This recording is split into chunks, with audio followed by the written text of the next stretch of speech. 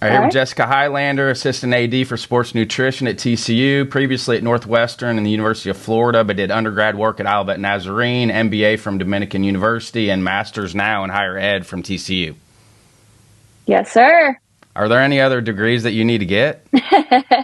No, I think I have the whole alphabet now, so I don't need to add any more to my signature. I guess med school is about it, isn't it? Yeah, it's about the same amount of years to get that beginning stages of the doctorate. So yeah. Which one of your degrees have you felt like is most beneficial to you right now with what you're doing? Honestly, I probably would say the MBA just because I've moved into that director's role and there's some administrative responsibilities. But both of them are really valuable. I mean, I took specifically counseling courses, some leadership courses, but from like a budgetary standpoint and a management standpoint, the MBA was great. So honestly, I'm just really happy I didn't major in the same major and master in the same major so that I can have more tools in my toolbox and become a more well-rounded leader and individual. With this generation of athletes, are you feel like you're using the counseling degree more now with this generation of kids? Yes. I mean, I can't keep the athletes out of my office. They're constantly coming in, and nutrition is so individualized. It is very difficult to make broad statements and do broad educations. I mean, you can just to give them the basics, but it's not a one size fits all. It's very much individualized and needs to be that way. It's very cool that it is that way, and everybody reacts differently and needs different things. So yes, it's a very big skill that I've integrated into this role and all of our other roles on staff. You and I are very similar because we were at small schools, but then at larger schools. I mean, what are some of the pros and cons of being a smaller school and then a larger school? Larger school tends to have some more resources. Usually they're a little more updated and in the know when it comes to, oh, nutrition is something that's necessary. Like all the schools are doing it. We want to be the up and coming. We don't want to be behind. Whereas sometimes the smaller schools are just satisfied with what works and just kind of a little less, want to be cutting edge, a little less like, yeah, we need 4 dietitians. It's more, oh, no, 2 dietitians are doing it fine. We're cool with that.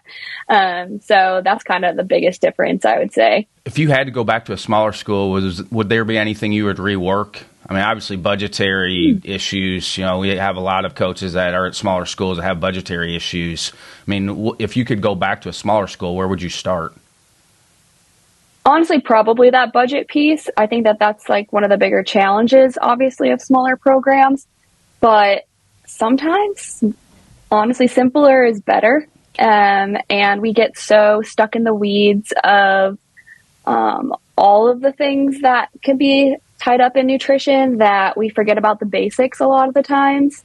And so having a simpler setup allows you to focus on those basics. And there's a lot that a quick Sam's Club can do for you, honestly, and just getting in your normal basic food with a lot of thought and care behind it. So just having that professional behind the planning piece to get your kids the right stuff. Yeah, we raised, like a lot of the money that we raised, the last stop I was at went to trying to feed our players, post-workout, on the road. That's where a lot of our stuff went into, just because I felt that was an important thing, because it usually falls by the wayside. And if your players don't have proper nutrition, like their performance is going to struggle. Yeah. I mean, I am so lucky that I work with an awesome strength coach with our baseball program. And I've worked with a bunch of really awesome strength and conditioning coaches in the past where they basically say, I can't do my job unless you're doing your job. If you can't get them to eat, it's kind of useless for them to be in here. And I couldn't agree more. If you don't have the building blocks to build the muscle, if you don't have the ingredients to do the recipe, how are you supposed to make it? How are you supposed to have muscle? How are you supposed to run faster if you don't have the fuel? How do you make a car go without it? What are some things over the years that maybe are good in theory, but maybe not good in practice? That's a good question. I asked that one. All right, I'm not going to lie. I've definitely had some bro science thrown my way before. There's a lot on social media now. We're going to get into the weeds a little bit on some of the misconceptions that are out, because you see the snake oil salesman out everywhere now. Yes, they target our poor athletes, and if they don't have the right education, they are falling into some sometimes dangerous but silly traps there. So, what are some that like stick out to you that some of the athletes have brought to you, and you're like, this doesn't make any sense? The carnivore diet.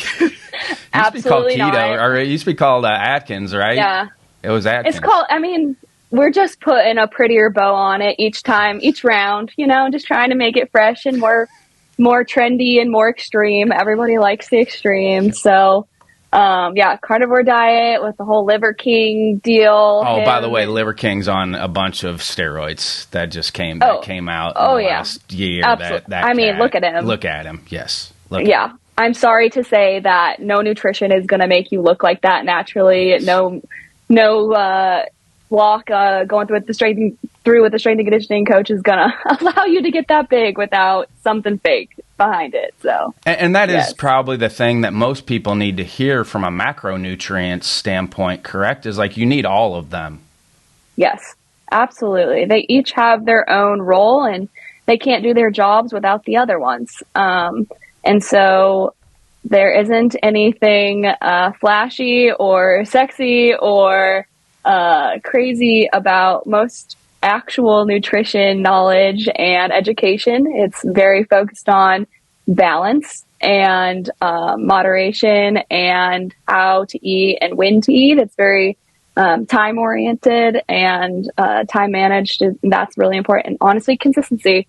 And those things alone will do some magic for you. I mean, do talk about the evolution of nutrition at the high school, college, and pro level, because we've advanced a lot. Yeah, absolutely. Yeah. So I think the biggest area it is in right now is the collegiate level, which is incredible because a lot of the athletes that do make it to that next level are bringing that to the professional level's attention. They're like, oh, well, where's our dietitians? How are we supposed to do this without that? Because they're used to having it at the college level.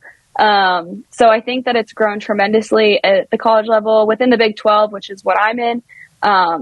The average that you have on staff is about 4 to 5. So you're having 4 to 5 take care of athletes. We had a position paper that just came out that says, the proper standard of care is about 100 athletes per dietitian. And so we're trying to move to that so that all of our athletes get that care. So there's been a lot of progress there and awareness. And then I know at the MLB level, it's required. You have to have a dietitian on staff in some capacity. Looks very different within each organization, but they have to have one, and it's benefited their performance teams, their athletes, and everything extraordinarily, and has just been firing off. They're used to be the clubhouse guy was taking care of it. Yep. Who was doing the laundry, who was doing it, who had no background in nutrition, was not a dietitian. Oh, well, let's just talk about the fact that, guys were grabbing 6-packs and going to McDonald's and smoking a cigar in the dugouts. Yeah. And now we have, all these like very tailored products to to fuel our guys. So it's definitely come a long way. And so what does the research say out there too about maybe off season or in season as far as nutrition? Yeah. So for baseball specifically, off season, so when you're in that fall ball, when you're still playing but in a lower capacity and obviously not as crazy of a schedule, you really want to focus on muscle building, and so that means eating consistently to promote that muscle building. I always say, unfortunately, you can't eat on muscle or else I'd be jacked. That's what I always say, but you can eat to support that muscle growth well. So I do a ton of education with our guys in the summer leading up to fall, and then also in the fall in how to maintain their weight, because that becomes a unique challenge during season as well. But how to kind of put them at the forefront of it and maybe even have a little bit of excess weight on them in order to create that cushion for season. And I mean, that weight comes in both muscle mass and a little bit of fat mass. So we do body composition testing 3 times a year. We'll do it right when they come in and right when our strength and conditioning coach starts training them. And then we'll get it right at the end of the fall. So we just finished up our second one with our team, and that measures that goal of how much muscle mass they have been able to put on during that training time. And then, as we know, obviously spring, very rigorous schedule, a lot of on the go, way less controllable because of being away from their home, and not having the foods that they're used to, or not having a say in what they're eating, really. They tend to lose weight in general, but also they're not in the weight room as much because they can't be. And they're using more a different type of energy source and tapping into that. And so we see a big decrease in their weight. So my job is to make sure we don't see that decrease, or we see a lot less of a decrease. So that's more of my focus when we're in season, is how can we get more in these guys while they're outputting. The games are long. That's a long time to go without food. And we eat pregame, 3 hours before that. So their last meal is like 6 hours apart from each other by the time that they eat at the end of a game.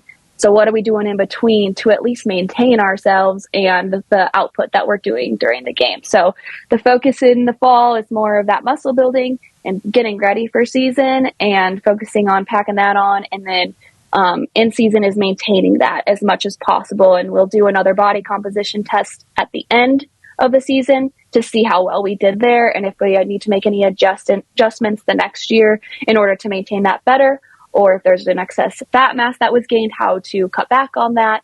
But that data really gives us a good idea. Objective data gives us a good idea of what we need to be continuing and working on each in season and out of season. Are they tracking caloric intake?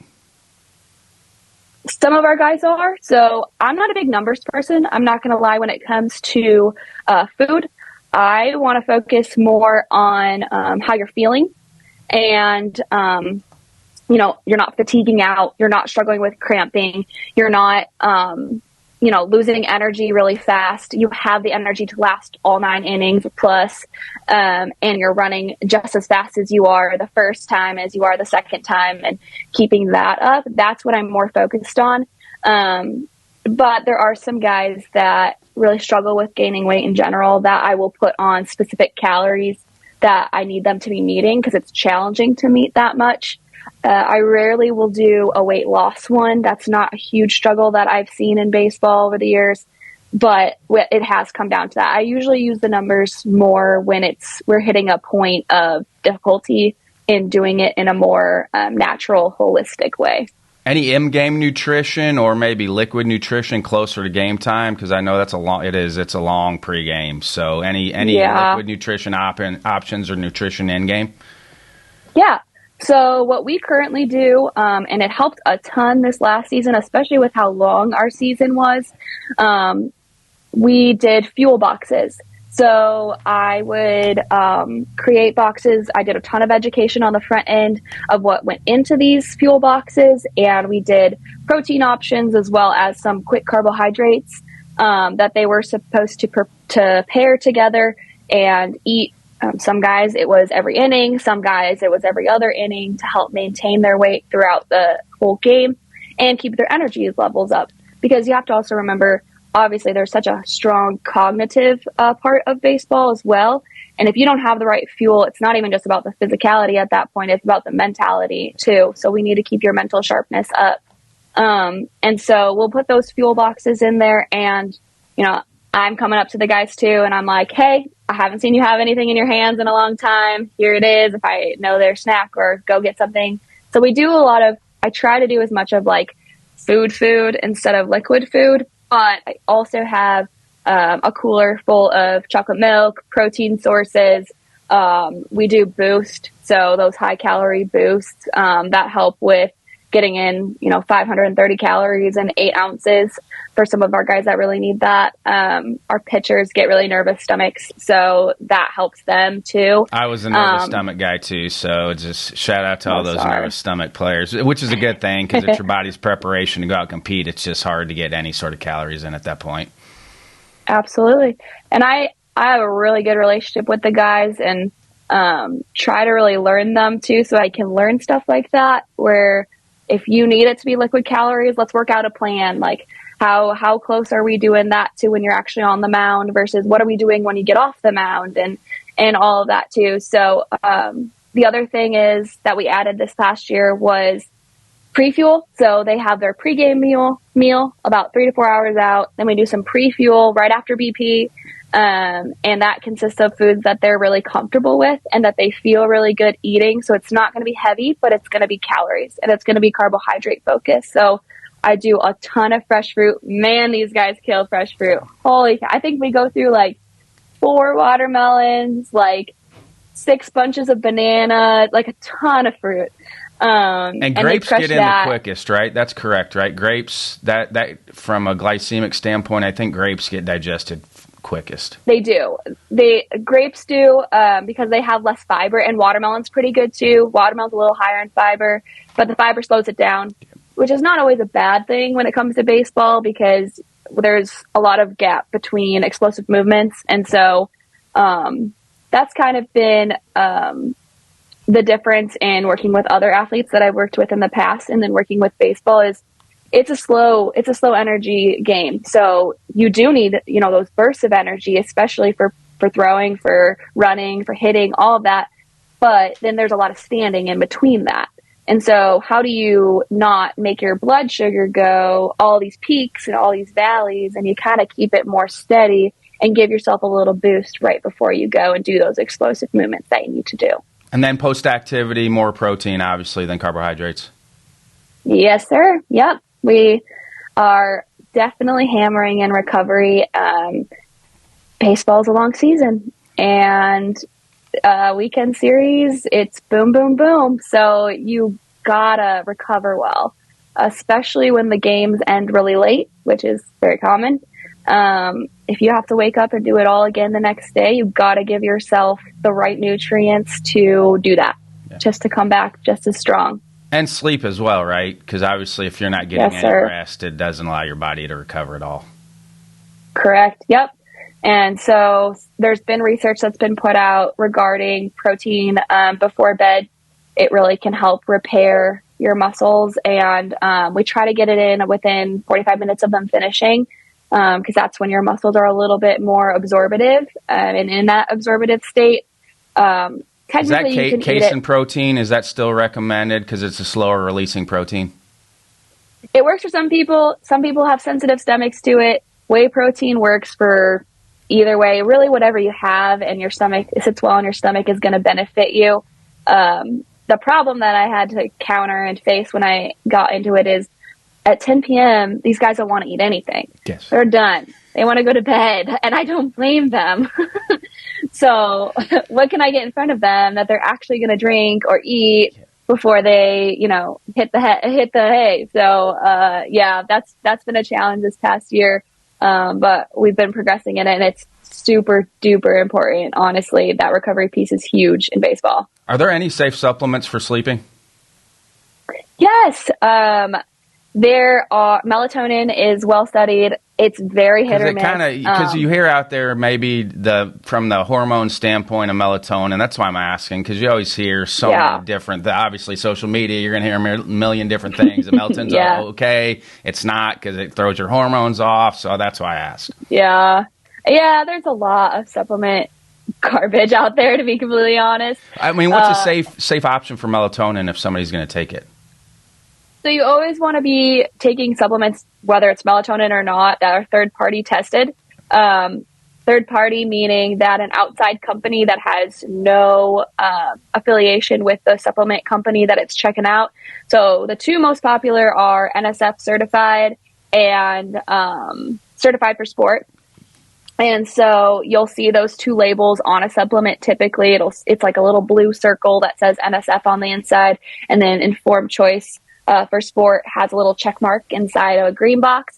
But the company comes in and they have rigorous standards for the facility. They batch test. So the biggest thing is dosage. So whenever you get a supplement, it might say 200 milligrams of X, Y, and Z. But since no one's regulating it, could be 20 grams of it. It could be 500 milligrams. Who knows, So these third-party tested supplements are safest, and they make sure that there's no banned substances in them.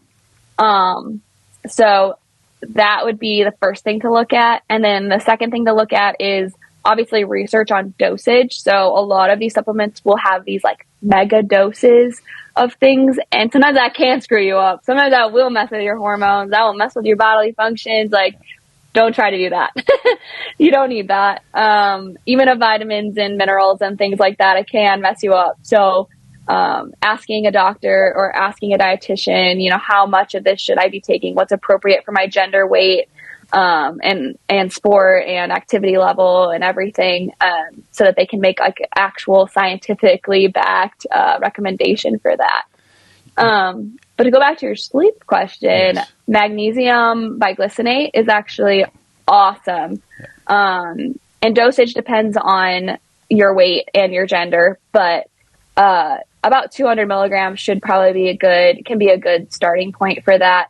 It is a natural muscle relaxant. That and cherry juice, actually. Cherry juice has natural melatonin, which sits better and works better for people than a pill form of melatonin. And so I have athletes that ritually take their cherry juice concentrate shots with their magnesium every night, and they sleep like babies. So, yeah, it does miracles. Those are my two go-tos when it comes to sleep. But there are other things that are upcoming research-wise. Ashwagandha is a really popular one, and they just put out the first third-party tested ashwagandha by Clean Athlete. And I don't have any association with Clean Athlete or anything like that. They just happen to be the ones that put it out first. But there's not as much research backed behind the dosing of that. And so, again, just making sure you check in with a doctor or a dietitian to help test out the dosing for that, because some weird stuff can happen if you take too much and whatnot. But yeah, there's a lot supplements can do, and there's a lot of different things that work for different people. You deal with a really diverse incoming group. And what you eat, how you eat are habits, and that's habit forming. So how do you help kids make healthier choices, maybe if they haven't had a lot of healthier options before they've gotten to you? Yeah, that's a great question. And so I oversee baseball, but I oversee swim and dive and men's tennis as well here personally, and then oversight of technically all of our sports. I have staff that take care of them personally, but I mean, we have athletes that come from all different backgrounds, all different economic states. Some kids don't know what some vegetables are. Like, you don't want to assume. I think I took my nutrition knowledge for granted before I got into this field. And, you know, I knew what a protein, carb, and fat was growing up. But not everyone does. And that's okay. That's what we're here for. So you always have to go into the conversation just not assuming. And I've learned there's no baseline of knowledge. There's no common sense when it comes to nutrition. And you're going to turn people off if you have that attitude. And so just going in with kind of an open mind and approaching it from humility to help them understand. But I mean, I think exposure is the biggest thing, and education is the biggest thing when it comes to helping educate them on different things that they may not have had. I mean, we're lucky enough to have a dining facility just for our athletes that I write the menus for, and make sure that there's a great balance of stuff in there, but they don't know what all that stuff is. They've never seen maybe quinoa before. They don't know what farro is. Like, they don't know certain fishes that we serve in there, and I get to be the one that opens their eyes to that. And that's probably one of the coolest parts of my job, honestly, is getting to teach them what it is, what it can do for them, like how to use it, and teach them some basic skills that they get to take for the rest of their lives, and teach their kids and change things from a generational standpoint. So when you are kind of setting the menu, I mean, where are you starting with that, and then how do you rotate it?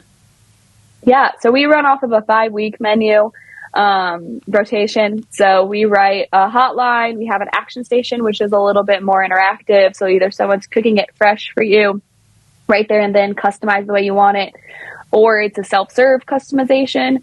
And then we have a salad bar, full salad bar always. We have soup bar. We have a sandwich station. We have a pasta station. We have a yogurt parfait, build your own yogurt parfait. a fresh squeezed orange machine, which is very popular, and a kombucha station. So we try to give them a lot of options and variety to, again, educate them, but to serve all of our different populations and all of our different types of athletes. So I usually start with the hotline, make sure that that's real solid. And then the action station's always the most popular. So we do everything in there. We'll do hot subs, we do power bowls, we do sushi, we do all sorts of things with our athletes. And it's so fun. It's really great. But it also brings our athletes together and gives them a place to come at the end of the day and relax and not worry about a meal. So it's really cool. And then how often in between like main meals are you recommending they eat? Because obviously meal frequency, I think, is still important, correct? And yes, not going too long without getting calories. Yes. So I was just talking to a baseball player about this morning. It is super annoying how fast our bodies start to break down after all the hard work that we put in. And nutrition is definitely a way to help slow that process down and to prevent breakdown. So I recommend eating about every 2 to 3 hours, whether that's a meal or a snack. And there should always be protein in that, always. And at meals, I always say everybody's got a hand, so stick up your hand. At meals, you should have at least a hand's worth of protein.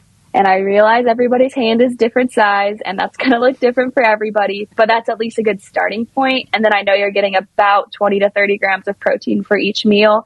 And then for snacks, I always say aim to about 10 to 15, obviously depending on your weight goal. So if you're maintaining 10 to 15, if you're trying to gain about 20, 25, if you're trying to lose closer to that 10, and doing that in between. I always say 2 snacks, 3 meals is kind of the minimum. And then if you do need help getting in some extra calories, that nighttime snack is absolutely key, and making that a very high protein snack. That's the same for adults, too. I mean, we have coaches listening in. If a coach wants to kind of get on top of what they're doing, it's the same thing for them as well, correct? Yep, it all depends on your activity level. So I think it's great for your metabolism, or I know it's great for your metabolism. It's great for your muscle maintenance. It's great for your acuity and for your ability. It's like a natural stimulant to eat, too. So it's going to help you stay on your game a little bit longer all day, and you're never worried about your stomach growling or any of that.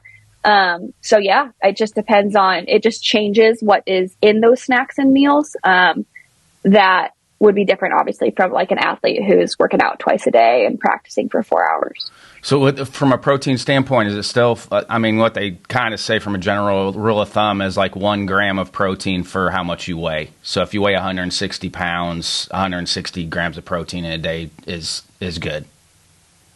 I would say it probably depends on your weight goal, and what your goals are in general. So what I learned in school for the general population, it's anywhere from 0.8 to 1 gram per kilogram of weight instead of pound. So it's significantly less.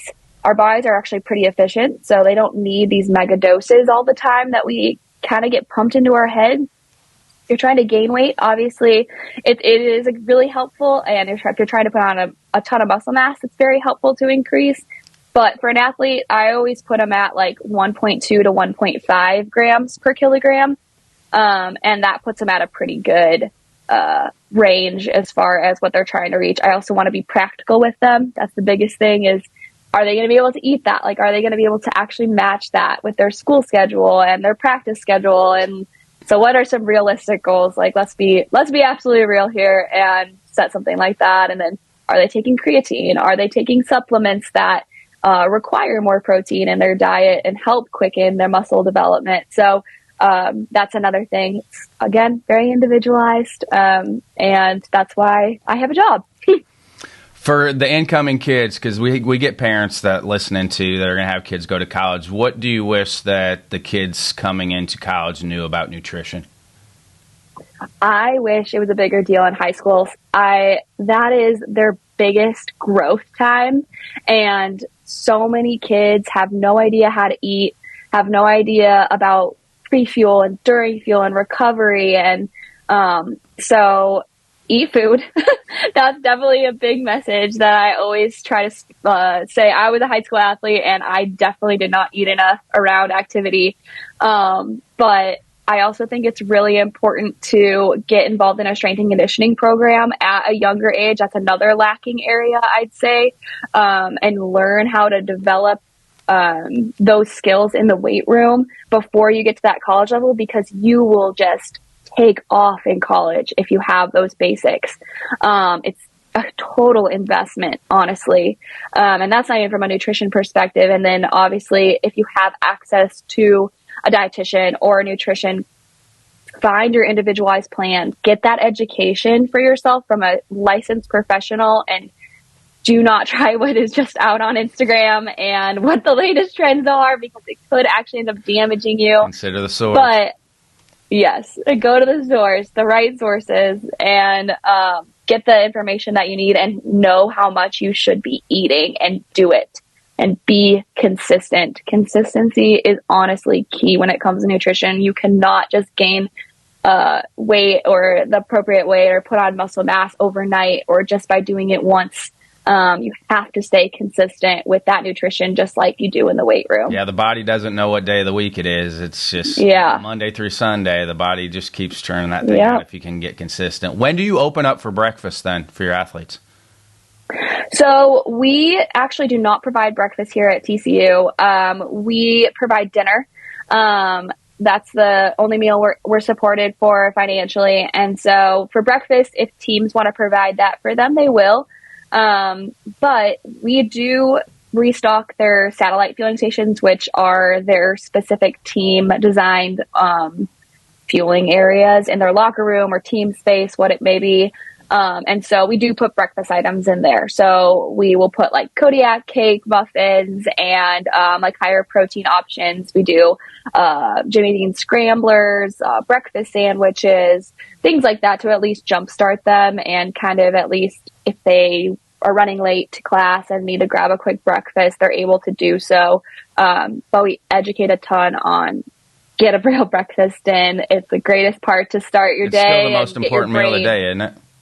I do. I really do think that. I know it's cliche, but it is very, mine isn't a lot, but it's at least enough after a workout. I work out every morning, so it's at least it's a chocolate milk and a banana for me. Yeah, there you go. 49-year-old, it works for me.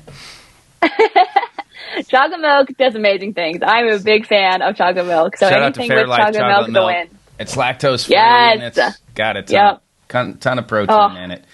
You know, it tastes like heaven. Yes, it does. It tastes delicious. Shout out Fairlife. I'm not sponsored by them either. So I know me either. I just freaking love them. So for your off-campus athletes and maybe with programs that don't provide that, what are you relaying from them from a meal prep standpoint? How to kind of plan their week out from a meal prep standpoint? Yeah. What are you relaying to them on that? So again, that consistency and that time management, they don't have a lot of time. So I try to be really realistic with them of, okay, do you have the financial stability to get ready prepared meals? Here are some really good frozen options. Here are some things that you can prepare in like 5 minutes. Here are things that you can prepare if you have more time. It's really meeting that athlete where they are and making the plan realistic for them so that they actually do it. And again, that comes with individualized care. So it looks different for every single person. But I mean, I've gone to the grocery store with athletes. Like I'm doing it this Friday with actually our dive team. We're getting them ready for training camp where they're going to go off and live in a hotel for a week that has some limited cooking supplies for them. And so I'm going to take them to the grocery store. We do a fake purchase of what they need for that. And so that they're prepared for when they get there. Buy a crock pot. Buy a crock pot. Right, and an air fryer. Air fryer. Get both of them. So it will save you a lot of time and money. Yes, sir. Absolutely. So it's really meeting them where they are because there are some great frozen options. There are some great companies out there that do ready-to-eat meals. But, I mean, I do full-blown education because I want them to learn cooking skills. Like, I want them to have human life skills when they leave TCU and are better in the kitchen, better in the grocery stores, know how to do those things once they get out. So it's really about how to have that balance on the go, how to have that protein, carb, fat, fruit, and color,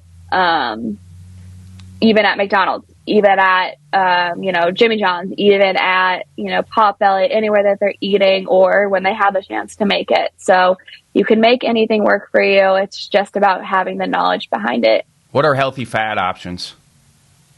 Avocados, avocado oil, I had one for lunch olive today. oil. Oh, perfect. I love avocados. They go good on everything. Shout out honestly. to my mom. We had raw vegetables around a lot, so I put salt on them. I actually mixed in with my chili today. So that's what I had for lunch. What raw vegetables we got? I will eat just about anything other than lima beans or peas. But the legume family is not a friend of mine. I will eat beans, especially if it's in like chili or soup. But avocado is one of my favorite. So, yes, I'm a big fan of avocados too. And they work great in anything. Honestly, I mean, you can put it on a piece of toast. You can put it in a smoothie. You won't taste it. It actually makes it real creamy. Hey, do you have any tips on avocados to make sure they're not like? For me, it's still a guessing game when you cut into it if it's going to look good or not. I'm sure okay. Yes. So if you take off that little top part, like the stem part, you can tell if it's green, it's underripe. And so you don't want it to be gross dark brown, but you want it to be like brown, and then that means it's ready to eat. Okay. All right, good. Because for me, it's a guessing. That's worked well for me, at least. It's a guessing game. It's kind of like the watermelon thing. Like, how do you pick out a watermelon? Yep. People knock on it. People roll them. It's hit or miss. Yes, it is. All right, I want to do a speed round. I'm just going to throw something out and quick trigger. Just let me know when you're ready. All right, I'm ready. All right, protein.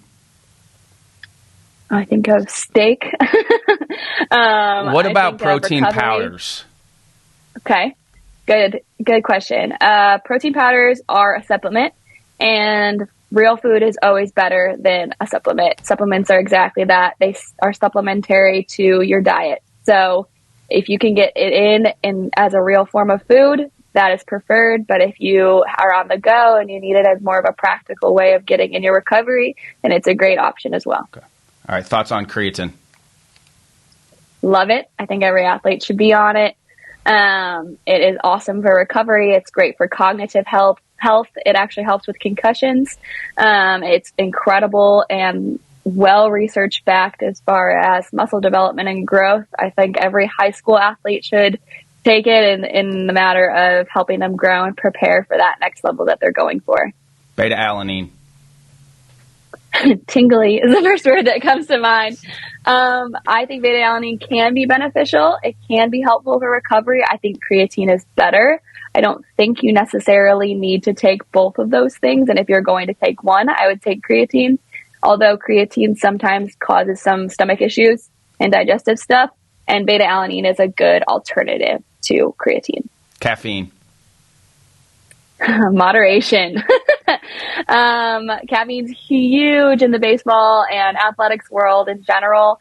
It can be dangerous at the collegiate level. If you pop over 500 milligrams, it's a positive drug test. So being careful with your sources and how much and the timing of it. It's not all bad. It definitely works.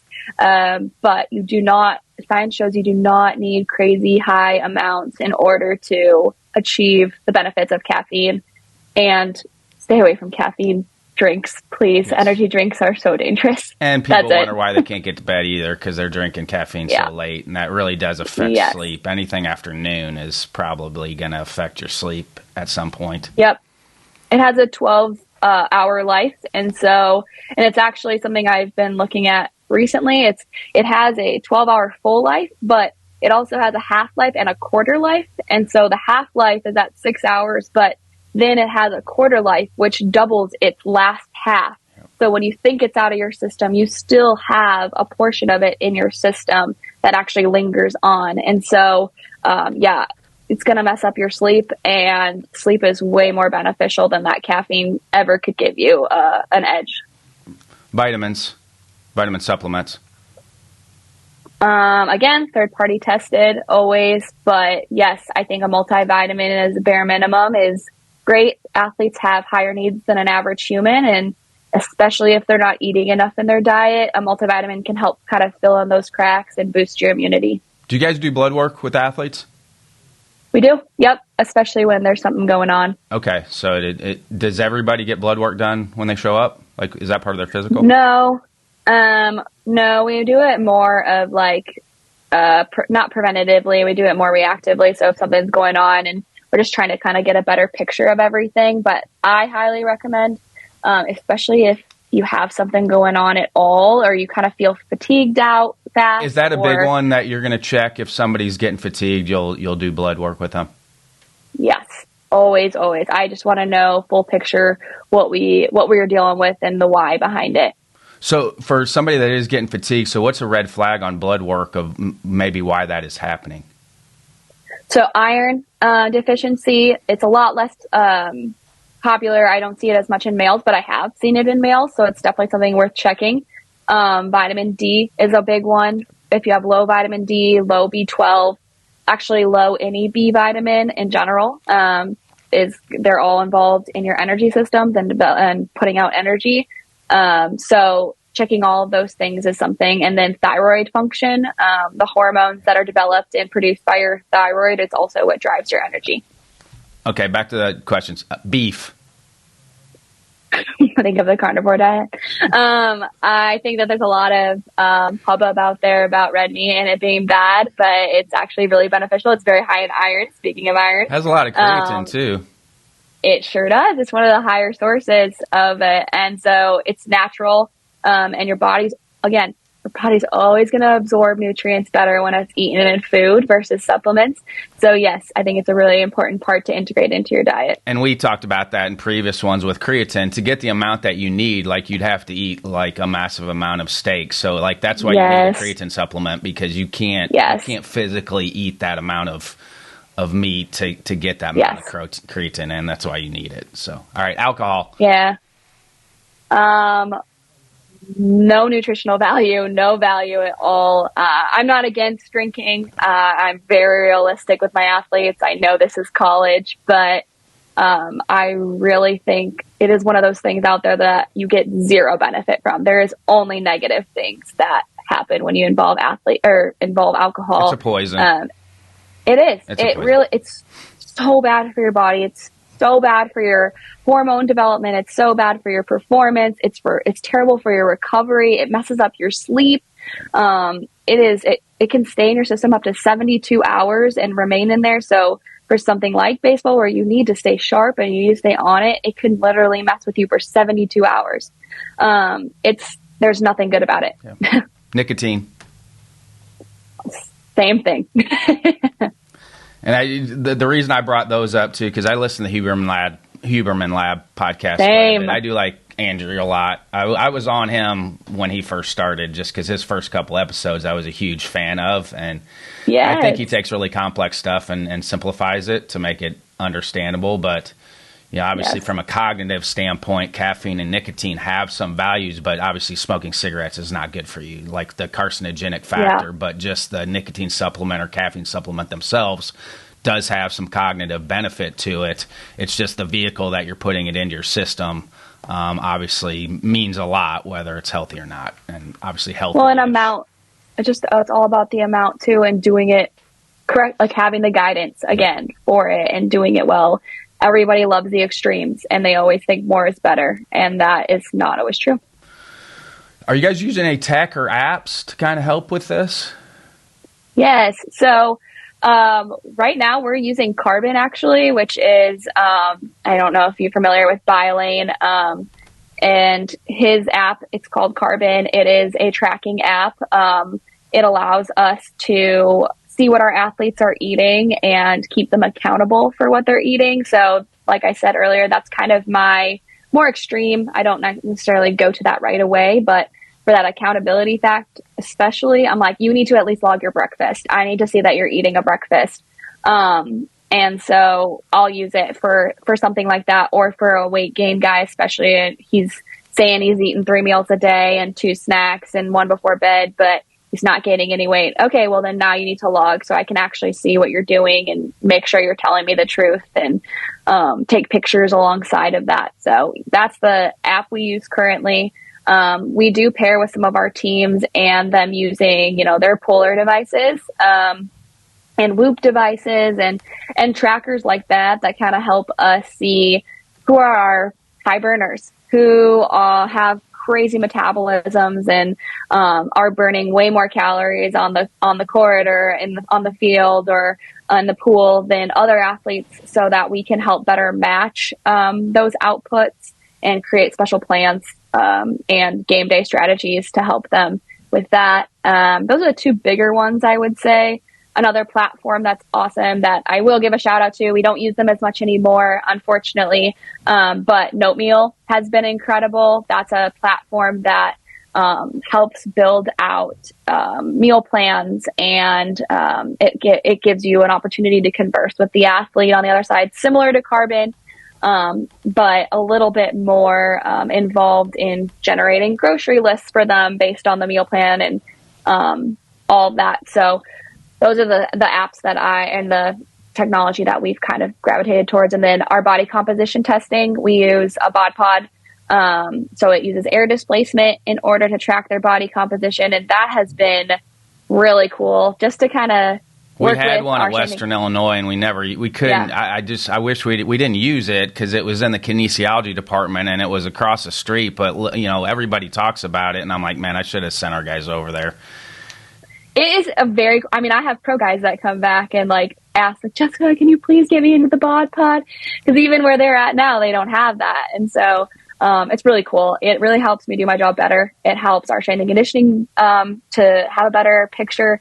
It gives great information to our coaches for those teams that we allow to see those results. So what are you getting out of that? So what's the printout when they step into that and then they step out? What are you getting out of that? So we get their total mass, we get their fat-free mass, which is not just, that's commonly misthought of. It's also their skin, their nails, their organs, and their muscle mass, and then their fat mass, and then that generates a percentage. But the really cool thing that Cosmed, the company that has the bod pods, they developed is a standard deviation for sport specifics, and for some sports, it's even event specific. And so that creates, that collects data from all around the world from everyone in that sport that uses those devices anonymously to help us see the performance standards or the body composition standards of an elite baseball player, of an elite swimmer. And we can say, you're a little outside of it. You're a little too much fat mass here. There's a little too little fat mass. I mean, I had an athlete last year. I will not name him because he will kill me, but he was 1.6% body fat, and that is extremely low, and he cramps all the time because he doesn't have enough body fat on him. And that number helped us identify that and come up with a plan to make sure that he didn't struggle with that, or we could at least prevent it 90% of the time. He was just spooning peanut butter and eating Cheez-Its in the dugout constantly to get that weight up. But so it really opens our eyes to where our athletes are at, how we can help them nutritionally, where they're falling from a competitive standard. And it's a really cool way for me to partner with our strength and conditioning coaches on being the best we can for our athletes and getting them to the level we want them to be at. Did you play a sport at Olivet? I didn't. It's one of my biggest regrets. I really wish I would have tried out for a team. I played volleyball and soccer. If you were going to play a sport in college, what would you have done? Volleyball. Yep. That was my jam. That's why I asked, because you did say if you could go back maybe to high school and check some of the nutrition stuff, you would have changed some things. I mean, what would have been the biggest things you would have changed if you had to go back to high school from a nutrition standpoint? Just eat more. I think a misconception, especially with female athletes, so not as much with male athletes, but smaller is better, and smaller is not always better. No. And I mean, for guys, we've done women a disservice, and social media does not help with that, just from a body dysmorphia standpoint, and what you see and what it actually is. Filters don't help. There's so many things that social media has not helped with that, what you're looking at is probably not what that person actually looks like. That's why I don't filter anything on social, because this is what I look like. So here's real what life. it is. Here's what it is. Exactly. Yes. And so I probably would tell my younger self that, being smaller is not always better. You need to be stronger. You need to lift heavier. You need to eat more to support that growth. Because I think I had that kind of mindset of like, when I'm smaller, I'm faster. Or when I'm smaller, I can move the ball like in a way that I want to, but I think that's a very undereducated approach. You look at upper level elite volleyball players, they are put together in a good, they are strong. Strong. And their legs are incredible. Yes. Honestly, their trunk is just, they are ready for anything. You are not knocking them over. Yes. They're so muscular and it's incredible. Yep. So, but it's the same for guys, bigger is not always better. It depends on your position. It depends on what you're doing. I mean, look at the pitchers that are out there. They're all shapes and sizes. There isn't even an ideal standard for a pitcher because of that. Research hasn't been able to find it. We've literally tried to find a standard for pitchers and there's none. No. So I've asked a bunch of my friends and colleagues and they haven't been able to find one. So you can work with what you have. That's the difference with baseball than some other sports. It is a highly skilled sport on both sides, the pitching side and the hitting side. And that's why it's a great sport, because all shapes and sizes have been successful playing baseball. And that's the magical and beautiful thing about baseball is it doesn't matter what size you are. You can be really good because there's a lot of skill, a lot of mentality to it. And so there's a lot of other things that come into it besides physicality. You have to have some physicality, but to be an elite baseball player, that's a small part of it, the physicality piece. There's so much more. You want it because you want to stay healthy and be able to withstand the punishment of an entire season, but the skilled part and the mental part are huge parts of that too. Do you have a fail-forward moment? Do you have something that you thought was going to maybe set you back, but looking back now, it helped you move forward? Everybody has to answer this one. That's the one question. That's a good one too, man.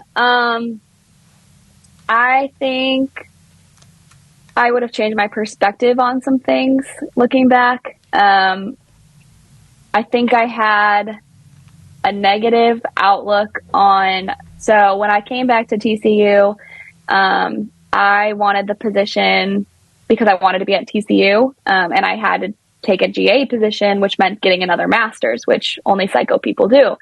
And so because I wondered that, I was like, okay, she's been at Northwestern, she's been at Florida, and then she's a GA at TCU again. Yep. So I really, and it worked out really well as far as what my husband does and moving here. It was a great move for both of us, and it was kind of a dream, and I just wanted to take any opportunity I could to get here.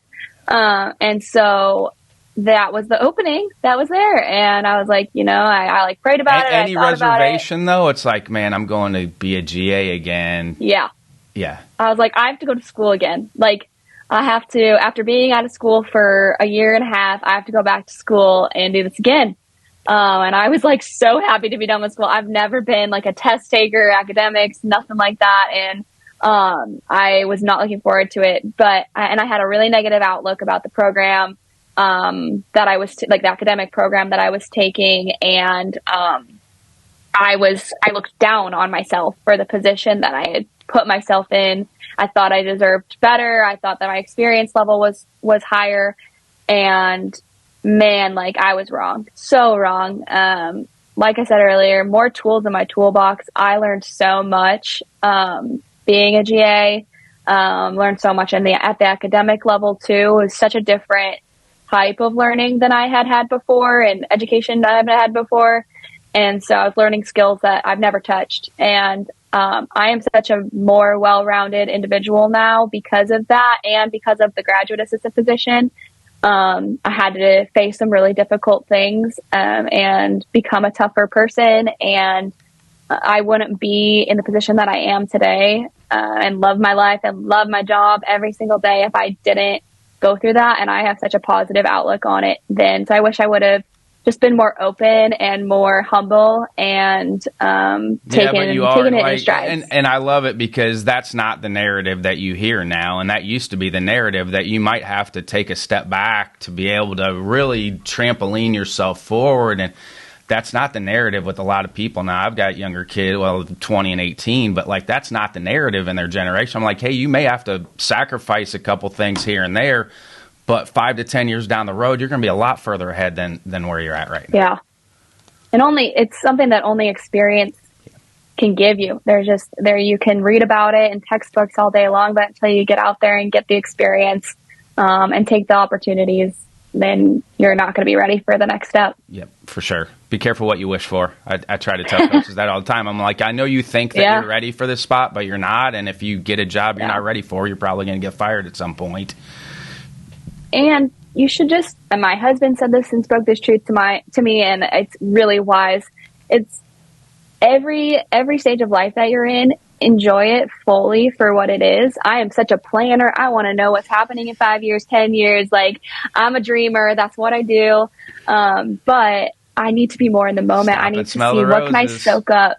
Yes. I need to soak it up and remember and garner everything that I'm going through and be in the moment and really soak it up. And the universe kind of shows you like what you think you want and what probably you actually do want are probably going to be different things at some point. Exactly. So it's like, okay, you look up, it's like, okay, that was way better than what I thought I wanted. What ended up happening was much better than what I thought I wanted. And that's where you just have to trust the whole process of it, because trust that it's going to work out the way it's supposed to. So, do you have any evening or morning routines that you like, that you go to? I mean, you talked about being consistent. So do you have any consistent routines? Yes. So I always have 3 meals. My life and schedule is nuts, but I wake up every morning. I do drink coffee. So I'm not against caffeine. I love my coffee. Big caffeine, coffee girl, I mean. And then I have my breakfast. It always consists of at least a protein and a carbohydrate. And then when I can get a fruit, I always throw a fruit in there too. So whether that's toast and egg, whether that's a waffle and peanut butter, whatever I can get in, bare minimum carb and protein. Same with my lunch. My lunch is more well-rounded. I luckily get to eat in our performance athletic dining facility, so it's not usually a challenge. And then the dinner is the same thing. So 3 meals is non-negotiable. I always say that to my athletes, and I say it to normal people. I say, you need that to just live and breathe. The snacks and the pre-fuel and the recovery are to support everything else. So I am very rigid in that. And then I try to do some exercise in the evening, whether that's even just anything that makes my body feel good. So even if it's just walking my dog, whether it's getting an actual lift in or going for a run, whatever I'm feeling that day, I just try to at least stay active, because that's great. That's how you take care of yourself. We talked about the Huberman Lab podcast. Any other resources for people to dive into that would help? Books or podcasts? So BioLane has an Instagram. He has a PhD in nutrition.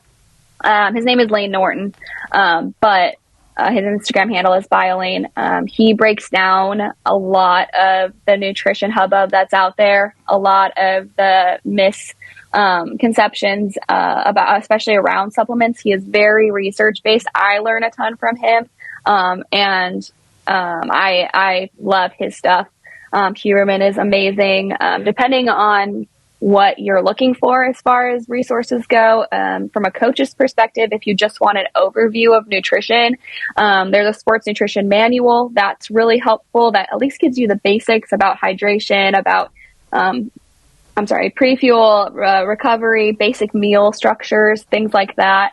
By the way, you and I both have our water bottles right now. So I know. I saw yours and I was like, you're one of the few guests, because I drink the whole time, but you're one of the few guests I have that most guests just gut it out. I'm like, I don't know how, like I have to have it.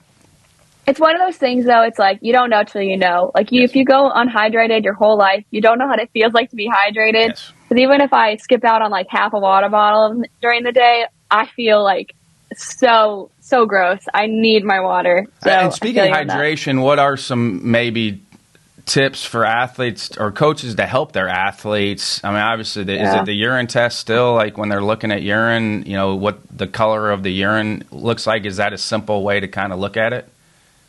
Sometimes it really depends. So like if you drink a whole cup of coffee, your urine's probably going to be pretty clear. It's a lot of fluids, but that doesn't necessarily mean you're hydrated. Yes, exactly. So it's not always an indication, but if you haven't drank anything, too different from water, that can still be a good quick check-in. But I mean, baseline, females should be consuming about 96 ounces a day. And then males should be doing about a gallon, which is 128 ounces a day. And that's bare minimum. I mean, that's not even talking about heavy sweaters or working out. You should also be drinking while you're working out. That's more of like a baseline. And it's small sips, correct? Because it assimilates into the bloodstream better. Because, I mean, people want to chug, but it's smaller sips, correct? Yes. Smaller sips is always better. Whenever I used to do hydration testing at Florida, we did it where we tested the urine itself to see how hydrated it was. I always had guys that would chug a water bottle before they did it. And I'm like, screw you, honestly, because this is going to skew the results and it's not even going to be accurate. You're not even hydrated. But yes, so the idea is to small sips. Your body soaks it up, absorbs it, processes it, uses it way better whenever you're doing that. And it's continuous. It's like a real reading of how hydrated you are versus just like chugging a gallon of water. What are some food options to kind of help with cramping as well if athletes, obviously if they get a blood work done and they're fine, but what are some better food options too to kind of help with that? Yes. So something that I also promote in those fuel boxes I referenced earlier with our guys is salty snacks. So I do, pretzels in there. We've done goldfish. We'll do Cheez-Its. Things like that have salt on them and have sodium content. Trail mix is really great during that time. I know sunflower seeds are really big in baseball as well. Those can be really nice for hydration. So those are some things that I always put out and recommend. But we also integrate some electrolyte supplements as well, especially as it gets hotter. I always say, and this is a good rule of thumb, if you're pulling your hat off after practice, after a game, regularly, and there's a white ring around that hat, you're a salty sweater and you need to replace it with some electrolytes. So that's pretty much everybody for the most part. So I definitely recommend, some Gatorade or some other electrolyte supplements that we use. We use Drip Drop. We use LMNT. We use like endurance packets, those kinds of things that help with mitigating that. What are some final thoughts or maybe something I should have asked that I didn't? Trying to think. Oh, I do want to clarify the difference between a dietitian and a nutritionist. So I know I've recommended that people talk to professionals when it comes to nutrition. And I do, no matter what level you are, no matter if you're at high school, if you're at professional, whether you're at a club, doesn't matter. If you're going to reach out to somebody, first of all, reach out to somebody to come talk to your team, even if it's just one time, that'd be really awesome. I know I've been always really open to the local high schools and things to go help them out, but look for a dietitian. The difference between a dietitian and someone that calls themselves a nutritionist is a dietitian has to have an undergraduate degree in nutrition. They have to go through a accredited internship, which includes 1,200 supervised practice hours within the field, in a clinical setting, community setting, food service setting, and then we pick our specialty. So mine was athletics. And then you have to sit for a 2.5 hour, about 200 question exam to become registered. And those questions range from all of those different areas that I touched on that we get experience in. So it's quite a rigorous process. And now they've even added on a master's. So you have to have a master's in order to sit for that exam as well. And so there's a ton of education and actual experience. Like I talked about earlier, there's nothing that touches experience, and we have to get that in order to sit for our exam. And a nutritionist is self-declared. Literally anyone else can call themselves a nutritionist. That's kind of like anybody can put a supplement out there. It's not FDA approved, so.